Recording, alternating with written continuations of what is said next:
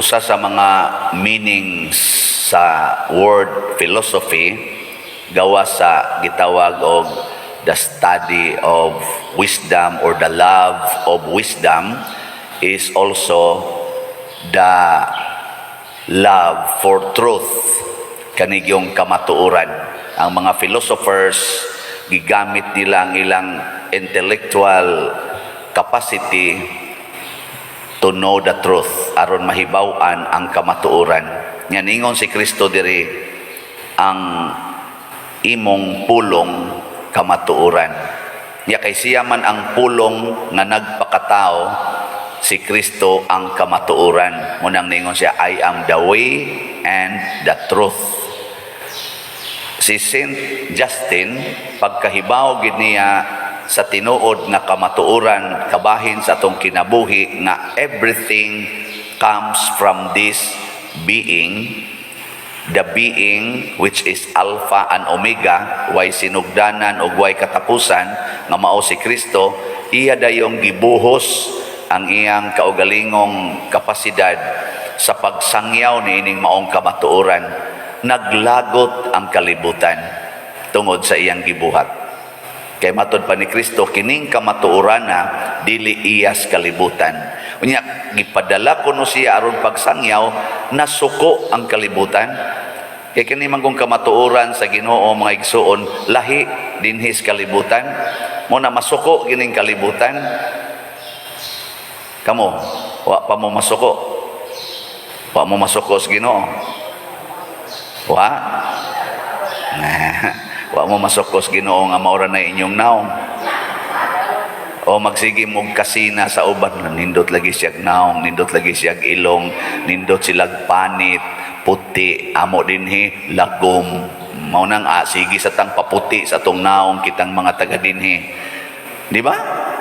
Hala, nindot lagi silag buhok, bland, ang amo itom, ubanon pagyod, gipablanasan, pablanasan, ana.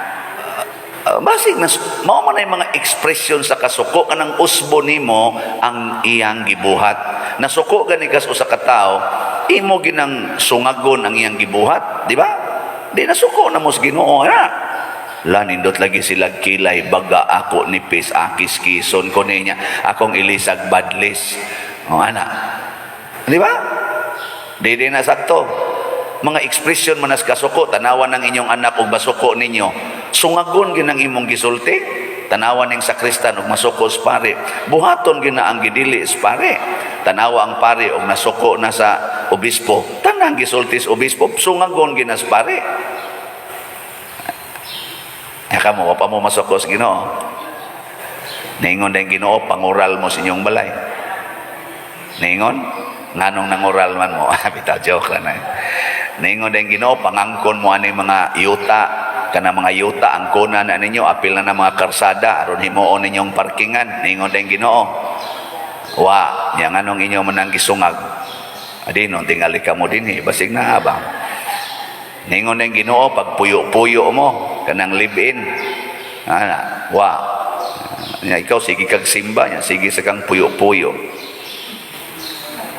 Mao na siya ang kamatuoran, matod pa ni Kristo, mudala nimo sa kagawasan.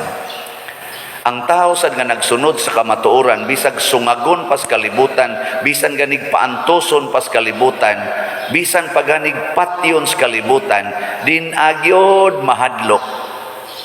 Truth sets us free. Kung sa manang tao nga free, kanabang di mahadlok mo buhat, yano nga mo buhat, why kahadlok? Karon magsige man tagpangling. Masuko niya na sa father. Masuko na sa father. Niya ako sa diri magpanglingi sa ko, wala masuko niya ni mga benefactor nako, di lang kumusulti ani, di na niya nimo palit og slot. Di na lang kumusulti ani, bisag mao ni ipasulti sa Espiritu Santo kay basig din anya nimo duni. Hadlok ba? Kamo wa mo ray mga kahadlok. Wa? Uy. Okay na. Mao na sakto. Ang kuna lang gud. Ngay kana lingian na imong tupad. Ing na wa ka di ka mahadlok mamatay. Na. Di ka mahadlok mamatay. Ana. Nya mo tutok mo na siya nimo siya. Ikaw, samsa ka diya. Ang tao nga nahibaw sa kamatuoran, di gyud mahadlok mamatay. Si San Justino, Saint Justin, dili ra siya gustong mamatay. Gusto pagid siyang maliwat anang kamatayo ni Kristo sa cross, which is the greatest foolishness of God. Matod pas mga philosophers, that is the foolishness of God. If your God is wisdom, then that is His foolishness. Naagod siya gahom, naagod siya tanan, control gud niya ang tanan. Nganong mo allow man siya nga ilansan sa cross? That is foolishness. Kanabitang nakahibaw ka nga mo ni saktong buhaton, nya di gid nimo buhaton ari jud kas atong dili mao kanang makadaot nimo. Foolishness mangunagod. Nga gitubag sa ning San Pablo, ingo San Pablo, the foolishness of God is greater than the wisdom of man. And the wisdom of man is foolishness for God. Oh, human. Nganong nangandoy man si San Justino nga mamatay sama ani? Kay para niya, the greatest honor nga ikahatag niya sa Ginoo mao ang pagsunod sa iya mismong kasakit. The sufferings. Muna si San Pablo diri sa unang pagbasa, ingon siya, na namilit siya, di na ako magdugay ha, dinis kalibutan. Niya, kamo, hibaw dyan ko, inigbiya na ko, anhaon gyud mong mga lobo, wa gyud sa iluan ninyo, kitkiton gyud mong tanan, kanon gyud mo lobo. Kay mga karnero man sila, kanon gyud sila sa lobo, paakon. Pero si Kristo nag-ingon man, ayaw mo kahadlok sa kalibutan, kay gidaog ko na ang kalibutan. Giyon sa man niya pagdaog, ang kasakit sa kalibutan, gihimo na niyang kalipay. Ingon siya, ang inyong kasakit, mahimo niyang kalipay. Ang inyong kamatayon din sa kalibutan, gihimo ni Kristo nga kinabuhing dayon. Kanindo tana. Tuo mo. Kanang kasakit, mahimong kalipay, tuo mo. Maayo. Niya karon, napamoy kasakit, uwa na. Congratulations. Kanang nagan masakitan, i-congratulate. Ina ka na, daghan kag opportunity nga mahimong kalipay. Imong bana nangabit, salamat intahon Lord, na nasa ko'y source of joy. No? Niya pag-ulis imong bana, gikulata sa ka, additional source of joy. Na, paglingi ni mo sa imong anak, siga na kaigmata, ni suyop sa diay ka, another source of joy. Pag-apot mo sa opisina, na kay mimo sa imong trabaho, nga nag-retrans, na-appeal ka sa gi-retrans, wa na kay trabaho. Ay, praise the Lord. Source of joy na sad. Uy, nisakit mang imong tiyan, pagpa-check up, colon cancer stage 3. Salamat Lord, salamat. Di ba? Testingin na ninyo. Ing anaa ba paghuna-huna, paastilan lagi pulos kalipay. Nya mingon ka, Lord, gamito na ko imong pulong. Unsay pulong ni Hesus dire? O karon muanha na ako kanimo amahan, dili na ako magdugay dinhi sa kalibutan. Di ba? Magamit kina nimo ka stage 3, so mga next week stage 4 na ni. Aniya din adyon magdugay. So Lord, din ako magdugay din his kalibutan. Praise the Lord. Kita na kita diha. Di ba? Nya napaka kay kasakit ana. Napaka kay kabalaka. Matud pa ni San Pablo diri sa unang pagbasa, wa ko maibog anang mga sa tiwa niya kaibgi kana mga salapi. Mo pa man sikat sa una. Ingon siya, wa ko maibog anang salapi, bulawan o sapot ni bisan kinsa. Kita kusog man kitang maibog ana mga balay, mga sakyanan, kusog kitang maibog ang ilang mga gadgets, maibog ta. Pero si San Pablo unsa man yang gibuhat, insa gigamit nako ang akong mga kamot aron pagsustenir sa akong panginahanglan ug aron ko makatabang sa uban. Ninduta ana no? Kana bang nitrabaho siya adlaw kuno gabi aron makuha niya ang iyang panginahanglan ug makatabang sa uban. Kay matud pa niya diri, mas bulahan ang paghatag kaysa pagdawat. Common kini nato. It is better to give than to receive. Di ba? Nito mo na. Mo na paghago gid mo aron makapalit og slot. Bitaw, hago gyud pare atong nagistorya nako nga habal-habal driver nga ang una niyang biyahe padung kuno ini kabuntag, ang una niyang biyahe iyang i-safety para pundo niya para makapalit og slot. Karon sobra na sa napo ka slots ang iyang napalit tungod sa iyang pagkahabal-habal driver. Labandira, i-safety niya ang mga extra nga tunol sa iyang ipanglabhan aron ipalit niya slot. Nakapalit na siya mga duha ka slots atong niagi natong mga slots nga gipamiligya. Labandira, baker, taxi driver, safety, imbis magpawasing siya, tagpila ng wasing kuno, tag 100 man ting ito ang usa ka wasing, 100 or 50 ba to? Siya na lang mo limpyo, huwag na lang siya anang sanang hulog-hulugan anang pasirit-sirit. Siya na mo limpyo. Niyang katong budget niya ato, iyang gisafety aron ipalit og slot. Kapalit po siya slot. Mga katulo naman ting ito siya nipalit karon. Asa ka na sila padong? Kining klasihas mga tao. Langit o impierno? Langit. Nya kanang naay ilang kwarta. Nya naibog sila ng daghang kwarta. Di gid sila mo palit kay padaghanon pagid ang kwarta. Unsa asa ka na padong? Kaya nahibaw mo.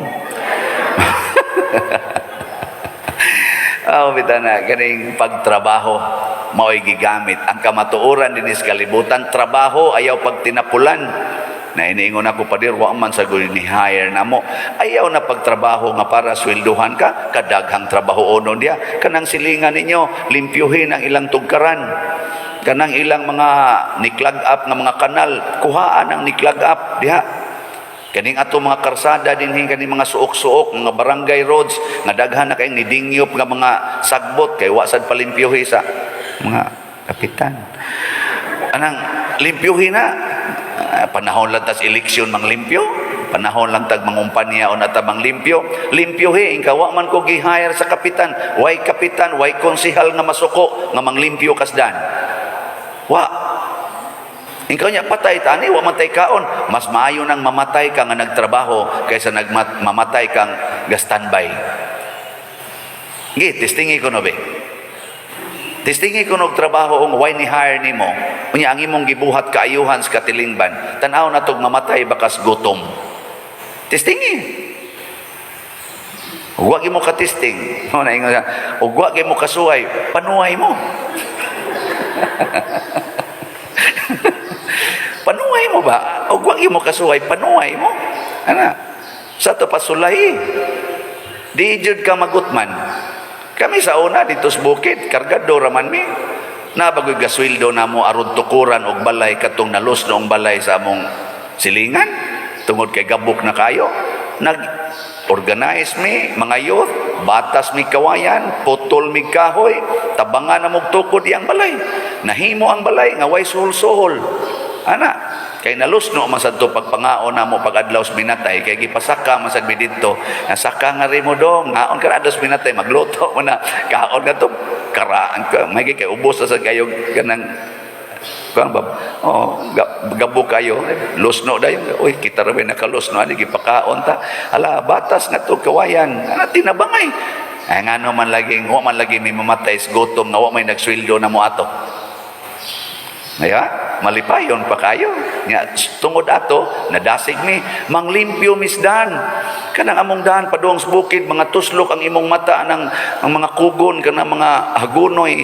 iniglakaw nimo igsayos buntag ang yamog igabot nimo sa ubos dito uga pakas babaw igabot nimo sa ubos mura na kag naligo. Di ang among buhaton, among gisipsipan ang dan, limpyuhan. Why nagsuhol? Wa man lagi may mga matay. Sigutom. Oh, karon unsa na may nahitabo? Sige na lang kog dupa-dupa, wa na. Pwede ng kaon. Wa mamatay oy. Bitan na kanirong atong bagong administrasyon ang usa kuno sa ilang giatubang karon economic recovery. Nalipay ko na usas ilang mga objectives sa akong nadunggan sa balita to create job opportunities. Patrabahoon ang tao, dili sige hatag lag ayuda kay mag-ana ra niya na mura nag-isda ba. Unsala imong ihog dito mura sa ilang kanon, mura niya naghuwan tamad, maghuwat lag kanus mahog ang bayabas. Ana, patrabahoon ni ay daghang trabahoonon, daghan tudluan ato trabaho.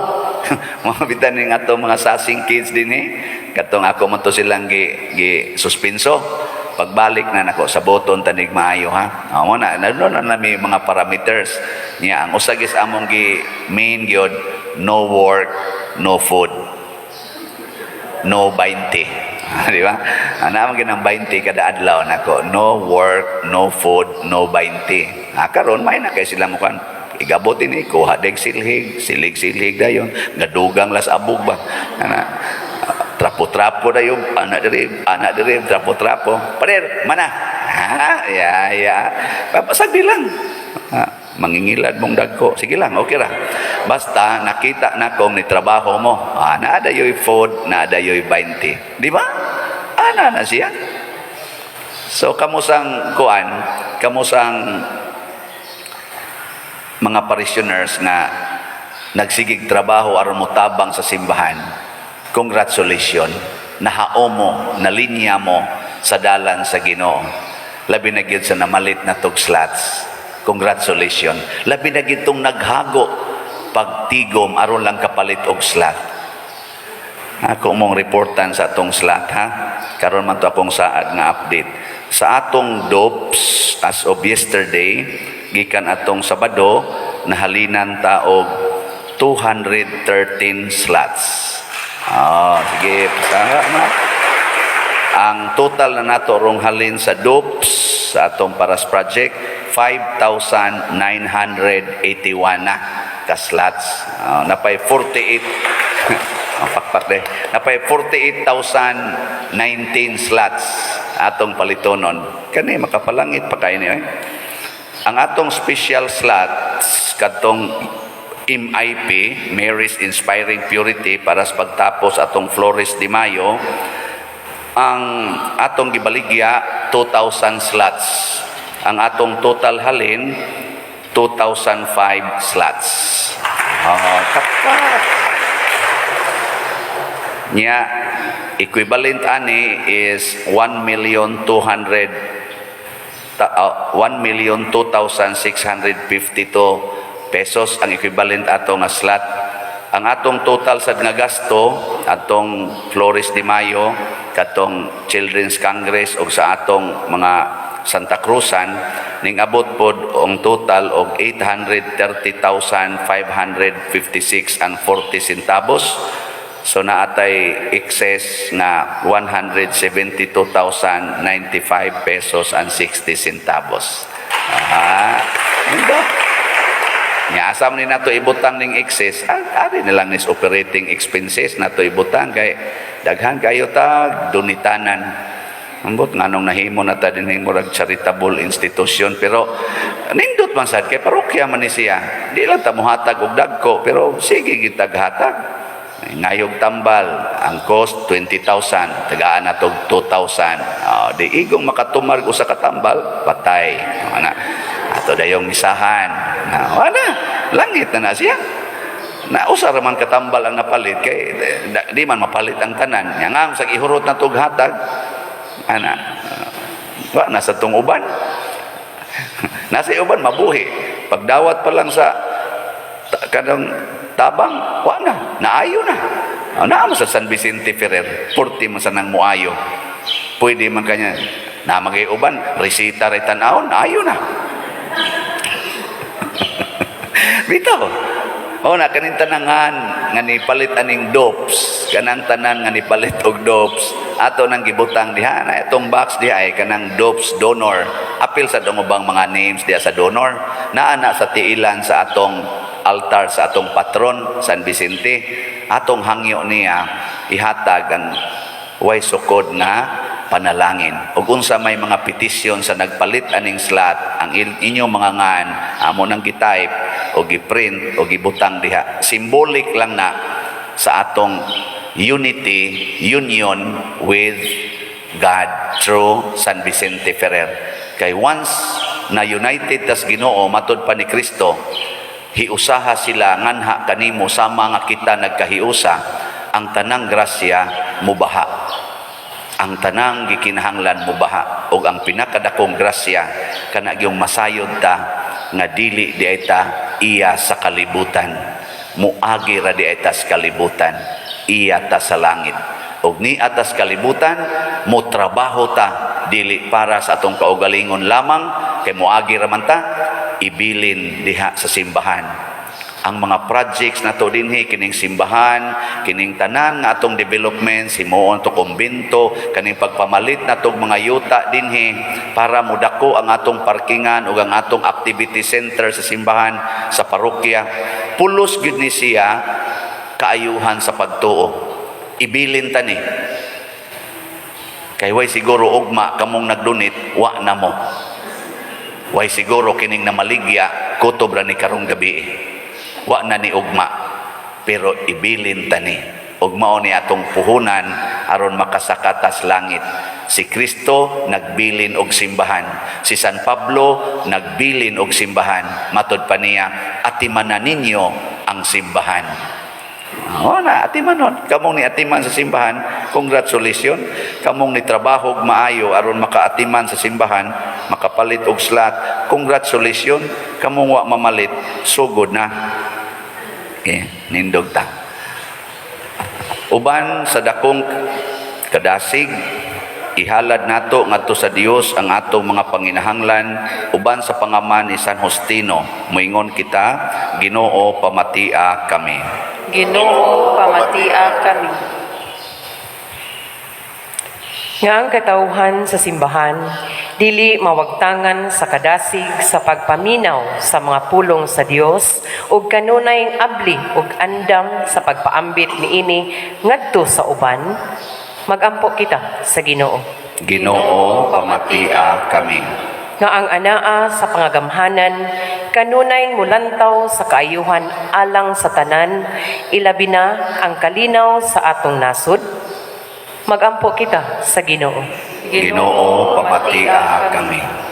Nga ang mga katawhan nga nawad-an sa pagtuo makasinati sa presensya sa nabanhawng Kristo ug mahinangpon nga mobalik sa Dios. Magampo kita sa Ginoo. Ginoo pamatia kami. Nga ang mga pamilya nga nagkatibulaag makatagamtam na sa kahiusa, kalinaw ug paghinigugmaay. Magampo kita sa Ginoo. Ginoo pamatia kami. Alang sa World Meeting of Families nga paghimuon sa Roma ug sa Archdiocesan Family Congress dinhi sa Sugbo karong Hunyo 22 hangtod 26, 2022 nga unta mahimong malampuson. Magampo kita sa Ginoo. Ginoo pamatia kami. Nga imo untang isipon nga takos og mapuslanon alang kanamo nga si Teofilo Kamumot sulugoon sa Dios, mabayaw ngadto sa altar sa mga santos. Magampo kita sa Ginoo. Ginoo pamatia kami. Alang sa mga proyekto dinhi sa atong simbahan nga pinaagi sa pangama o paggiya ni San Vicente Ferrer, magmalampuson og mahuman unta sumala sa atong mga giplano o gipangandoy. Magampo kita sa Ginoo. Ginoo pamatia kami. alang sa tanang mga benefactors o donors sa atong simbahan, nga mihatag og pinansyal og lain-laing hinabang, ug alang sa mga nagtrabaho dinhi sa atong mga proyekto, nga hatagan unta sila sa Ginoo ug daghan pang mga grasya sa ilang kinabuhi. Malikay sila sa mga kadautan ug mulampos unta ang tanan nilang mga paningkamot. Magampo kita sa Ginoo. Ginoo, pamatia kami. Nga ang mga nangamatay makaambit na sa kahimayaan sa nabanhawng Kristo. Magampo kita sa Ginoo. Ginoo, pamatia kami. Langit nung amahan, tinubdan sa tanang maayong butang, dawata kining among mga pangamuyo nga gituboy diha sa pangaman ni San Justino imong martir, pinaagi ni Kristo nga among Ginoo. Amen. Amen.